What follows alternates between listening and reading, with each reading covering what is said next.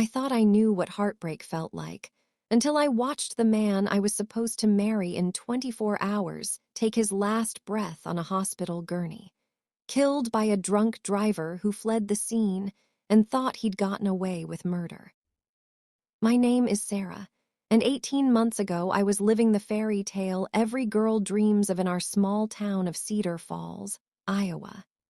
I was 26, worked as a dental hygienist at Dr. Martinez's practice on Main Street, and had just said yes to the most perfect proposal at the Saturday farmers market, where half the town shops for their weekly groceries. When Marcus dropped to one knee right there between the honey stand and Mrs. Chen's vegetable booth, holding up my grandmother's engagement ring that he'd somehow convinced my mother to give him, the entire crowd of shoppers started cheering before I could even get the word yes out through my tears. Marcus Rivera was everything I'd ever wanted in a man. We'd met 3 years earlier when he came into the dental office with a chipped tooth from a softball game, and I fell for his smile before Dr. Martinez even fixed it. He was 28, worked as a lineman for the electric company, and had these gentle hands that could fix anything broken. He coached youth baseball in the summers, helped his mother with her garden every weekend, and made me laugh until my sides hurt with his terrible jokes about power lines and dental floss. The morning of his proposal, I'd woken up with that familiar flutter in my stomach that told me something special was about to happen. We'd been talking about marriage for months, looking at rings online, discussing whether we wanted a big wedding or something small and intimate. But Marcus kept saying he wanted to wait for the perfect moment, and I'd started to wonder if that moment would ever come. We walked to the farmers market that October Saturday like we did every week, Marcus carrying the canvas bags, while I made my mental list of what we needed for the week ahead. The air smelled like apple cider and cinnamon from the bakery tent, and the leaves were just starting to turn those brilliant oranges and reds that make Iowa autumns feel like magic. I was debating between the Honey Crisp and Gala apples when Marcus suddenly got quiet. "Sarah," he said, and something in his voice made me turn around. He was already on one knee, my grandmother's diamond ring catching the morning sunlight, and his dark eyes were bright with tears. "I've been carrying this ring around for 2 weeks, waiting for the perfect moment, but then I realized the perfect moment is any moment I get to spend with you." The crowd that had gathered started whooping and clapping before I could even process what was happening. Mrs. Rodriguez from the flower stand was crying. Tom from the hardware store was filming with his phone. The whole market had basically stopped functioning because everyone wanted to witness this moment that I'd been dreaming about since our second date. "Will you marry me?" Marcus asked, his voice shaking slightly. "Will you let me love you for the rest of our lives?" I couldn't speak. I just nodded and held out my left hand, watching through my tears as he slipped the ring onto my finger. It fit perfectly, because of course it did. Marcus had thought of everything. He'd even coordinated with my mother to get the ring sized properly without me knowing. The next month flew by in a blur of wedding planning and pure happiness. We booked the community center for a reception, chose the Methodist church where I'd grown up for the ceremony, and somehow managed to plan an entire wedding on a budget that wouldn't bankrupt us. Marcus insisted on handling all the traditional groom responsibilities himself. He ordered his tuxedo from Men's Warehouse in Des Moines, arranged for the groomsmen's rentals, and even picked out his own boutonniere to match my bouquet. I should have known it was too perfect to last. The day before our wedding, a Friday in November that dawned crisp and clear, I woke up with that same flutter in my stomach. But this time it was pure excitement. In less than 24 hours, I would be Mrs. Marcus Rivera. I would wake up every morning next to the man who made me feel like the luckiest woman in Iowa. Marcus had one last errand to run that afternoon. His tuxedo needed a final alteration at Morrison's tailoring on 3rd Street, just a quick hem adjustment that would take 10 minutes. He kissed me goodbye at 2, 8:30 p.m., right there in my parents' kitchen where I was addressing the last few thank you notes for shower gifts. "I'll be back in an hour," he promised, his arms around my waist. "Then we can have dinner and try to get some sleep before the big day." "Drive carefully," I said, like I always did. It was our little ritual, something I'd been saying since our first date when he worried about my safety driving home alone. "Always do, babe," he replied, stealing one more kiss. "I love you." "I love you too, more than life itself." Those were the last words we ever said to each other. At 3:47 p.m., my phone rang. I was in my childhood bedroom, hanging up my wedding dress one final time and thinking about how different my life would be when I woke up the next morning. The caller ID showed Marcus's name, and I smiled as I answered.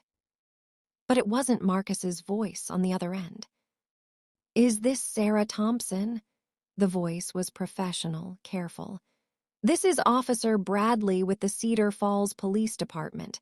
I'm calling from University Hospital in Iowa City. There's been an accident." The world stopped. I could hear my heartbeat in my ears, could feel my legs going weak underneath me. "What kind of accident? Is Marcus okay?" The pause that followed told me everything I needed to know before Officer Bradley said the words that shattered my entire existence. "Ma'am, I'm very sorry to inform you that Mr. Rivera was struck by a vehicle at approximately 3:15 p.m.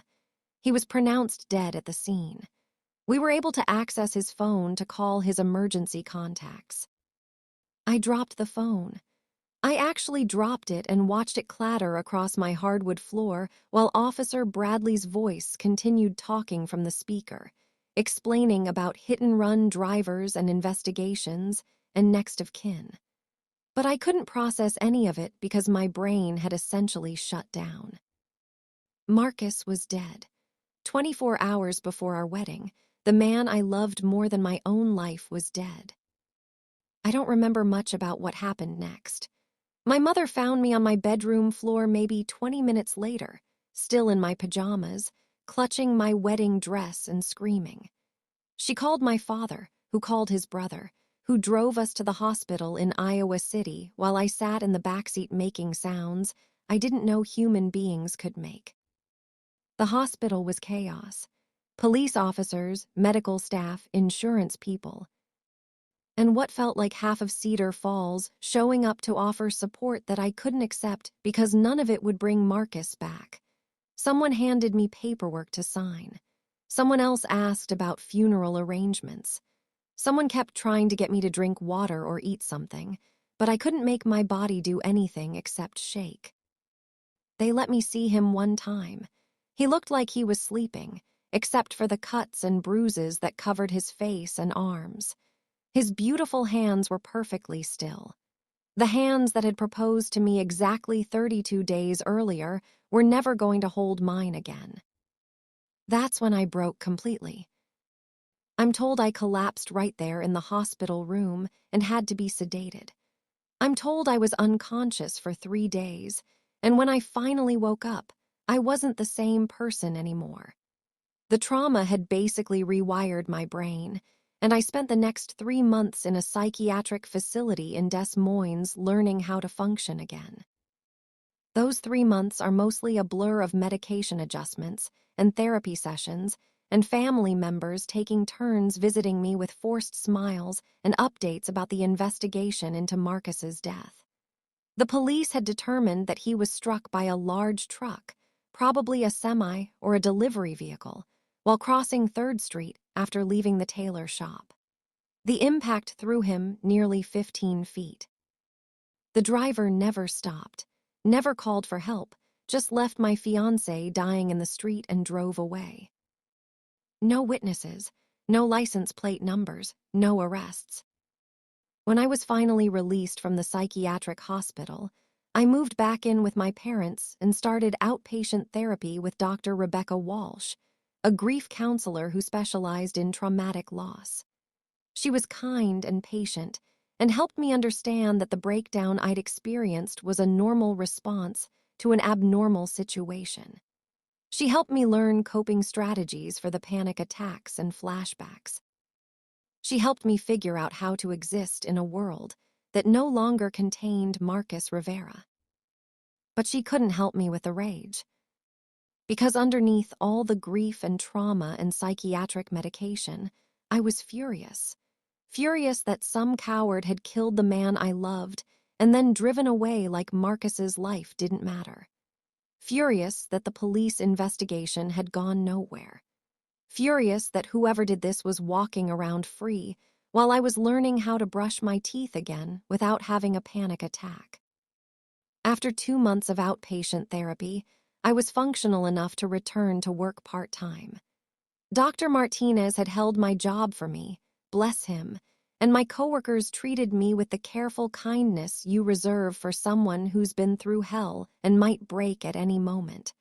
I appreciated their concern, but what I really wanted was justice. That's when I started my own investigation. I drove to 3rd Street and Morrison's Tailoring, retracing Marcus's final steps. The accident had happened right in front of Campbell's hardware store, and I spent my lunch breaks that first week back at work talking to every business owner on the block. Most of them had already been interviewed by police and had nothing helpful to offer. But Mrs. Campbell, who owned the hardware store with her husband, mentioned something the police had dismissed. There was a security camera across the street, she told me, pointing to the antique shop that faced their store. Old Mr. Peterson has one of those doorbell cameras that records everything. The police asked him about it, but he said it wasn't working that day. Something about that bothered me. I'd installed one of those doorbell cameras for my parents the year before, and they don't just stop working for a day and then start working again. They either work or they don't. So I walked across the street and knocked on Mr. Peterson's door. He was 83 years old and lived alone above his antique shop, a sweet man who remembered Marcus from when he'd helped him install new electrical outlets 2 years earlier. When I explained who I was and what I was looking for, his expression grew uncomfortable. I told the police the camera wasn't working, he said, not quite meeting my eyes. Mr. Peterson, I said carefully, if that camera captured something that might help find the person who killed Marcus, I really need to know. Please. He stared at me for a long moment. This young woman who'd lost the love of her life the day before her wedding, and something in his expression shifted. The camera was working fine, he admitted. But when the police came asking about it, I got scared. The footage showed the truck that hit Marcus, and I could see the license plate clear as day. But it was one of those big delivery trucks, the kind that could belong to anybody, and I was afraid of getting involved with whatever kind of person would hit someone and drive away. My heart started racing. Do you still have the footage? I saved it to my computer before the police came, he said quietly. I wasn't sure what to do with it. 20 minutes later, I was sitting in Mr. Peterson's living room, watching security footage of my fiancé's final moments. It was harder than anything I'd ever done, seeing Marcus walk out of the tailor shop carrying his garment bag, seeing him step into the crosswalk, seeing the massive delivery truck run the red light and slam into him without even slowing down. But I also saw something the driver didn't know I could see. A clear shot of his license plate as he fled the scene, Iowa commercial plates, number TK7394. I thanked Mr. Peterson, saved the footage to my own thumb drive, and went straight to the police station. Officer Bradley, the same man who'd called to tell me Marcus was dead, looked uncomfortable when I walked into his office with my evidence. Ms. Thompson, I understand you want answers, but civilian investigations can interfere with official police work, he said, barely glancing at the thumb drive I'd placed on his desk. Your official police work hasn't resulted in any arrests in 4 months, I replied, my voice steadier than I felt. This footage clearly shows the license plate of the truck that killed Marcus. Why wasn't this part of your investigation? Officer Bradley sighed and reluctantly plugged the thumb drive into his computer. As he watched the footage, his expression changed from skeptical to surprised to what looked like embarrassment. This is definitely evidence we can use, he admitted. We'll run the plates and see who the truck belongs to. I waited 2 weeks for an update. When none came, I called the police station every day until Officer Bradley finally returned my calls. The plates belong to a delivery truck owned by Heartland Logistics, he told me. We've contacted the company for their employee records and delivery schedules for that day. These things take time, Ms. Thompson. More time, always more time. While Marcus's killer was out there living his life. That's when I decided to take matters into my own hands. Heartland Logistics had an office in Cedar Rapids, about an hour's drive from Cedar Falls. I took a personal day from work and drove there with a plan that was probably illegal, but felt completely necessary. I told the receptionist I was an insurance adjuster investigating a claim involving one of their trucks, and I needed to speak with someone about their delivery routes on November 10th. The office manager, a harried woman named Linda, was surprisingly helpful once I explained I was trying to resolve a claim quickly to avoid involving lawyers. She pulled up the computer records and told me that truck TK7394 had been driven that day by an employee named Derek Hoffman, who was scheduled to make deliveries in the Cedar Falls area. Is Mr. Hoffman available to speak with me today? I asked, my heart pounding. Oh, Derek doesn't work here anymore, Linda said, frowning at her screen. He was terminated about 2 weeks after that delivery date. Didn't show up for work, didn't call, just disappeared. We had to report the truck stolen until he finally brought it back. Derek Hoffman had quit his job 2 weeks after killing Marcus and fleeing the scene. That wasn't a coincidence. With Linda's help, I got Derek's last known address and phone number from his employment file. He'd lived in a trailer park outside Marion, Iowa, about 30 minutes from where he'd killed my fiancé. I drove there that same afternoon, not sure what I was going to do, but knowing I had to see the face of the man who'd destroyed my life. The trailer park manager, a guy named Phil who looked like he'd rather be anywhere else, told me Derek had moved out suddenly in December, right around the time I was being released from the psychiatric hospital. Left in the middle of the night, Phil said, scratching his head. Owed 2 months' rent, too. Said he had a family emergency and would send the money, but never did. You're not the first person to come looking for him, either. Someone else was looking for Derek. Yeah, some guy in a suit came by last month asking questions. Said he was from an insurance company. Gave me his card in case Derek ever came back. Phil disappeared into his office and returned with a business card for David Chen, Investigative Services. I called David Chen from my car in the trailer park parking lot. He was a private investigator based in Des Moines, and when I explained who I was and what I was looking for, he got very interested very quickly. Derek Hoffman, he said, and I could hear him typing. I've been tracking him for 3 months on behalf of another client. Hit-and-run case in Johnson County. Seems Mr. Hoffman has made a habit of drinking and driving and leaving the scene when things go wrong. My blood went cold. He's done this before. At least twice that I can prove. The Johnson County case was in January, 2 months after your fiancé was killed. Injured a cyclist and fled the scene, but this time there were witnesses who got a partial plate. That's how I tracked it back to Heartland Logistics and Derek. David Chen agreed to meet me the next day at a diner in Des Moines. He was a former Des Moines police detective, a serious man in his 50s who'd started his own investigation business after retiring from the force. When I showed him Mr. Peterson's security footage, his eyes lit up. "This is smoking gun evidence," he said, studying the clear shot of Derek's truck and license plate. "Combined with his employment records and the pattern of behavior I've documented, we can build a case that will put him away for vehicular homicide." "Do you know where he is now?" I asked. David nodded grimly. "He's in Waterloo, working under his mother's maiden name for a small moving company that doesn't do thorough background checks. Lives in a basement apartment on Logan Avenue. I've been building a case for my other client, but your evidence is the missing piece we needed." The next week was a blur of legal consultations and evidence compilation. David introduced me to Maria Santos, a prosecutor with the Johnson County District Attorney's Office who specialized in vehicular crimes.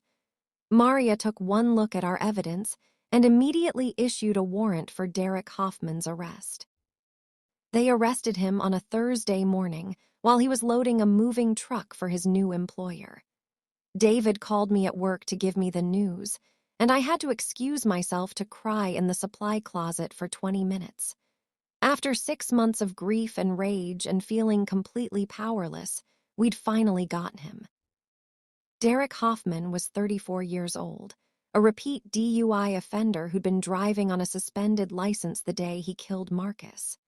The security footage showed he'd been speeding when he ran the red light, and toxicology reports from his arrest revealed he had a blood alcohol level of 0.12, well above the legal limit even 6 months later. This wasn't an accident.